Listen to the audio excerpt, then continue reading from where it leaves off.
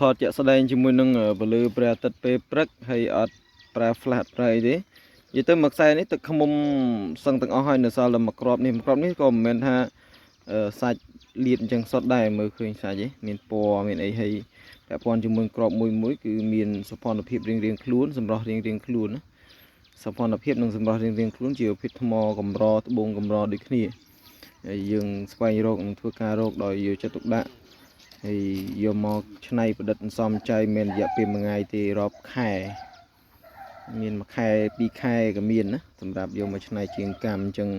កម្មមួយខ្សែទាំងអស់នេះគឺផ្សំឡើងចេញពីគ្រាប់កម្មដែលកើតចេញពីថ្មផ្សេងគ្នាមានលក្ខណៈផ្សេងគ្នាមានតែពីរគ្រាប់ឯងដែលចេញពីថ្មតែមួយនេះមានពីរគ្រាប់នេះគ្រាប់នេះចេញពីថ្មតែមួយហើយសភាពសាច់ដូចគ្នាសឹងថា70% 80% ហើយនេះឃើញដូចគ្នានឹងក្រៅពីនោះគឺមែននៃក្របផ្សេងគ្នាចេញពីថ្មផ្សេងគ្នាថ្មមួយក្របអញ្ចឹងអាចបានកម្មមួយក្របអញ្ចឹងទៅវាអត់ទៀងណានឹងអត់ទៀងអញ្ចឹងពណ៌ទឹកឃ្មុំដូចបានឃើញអញ្ចឹងនេះទឹកឃ្មុំ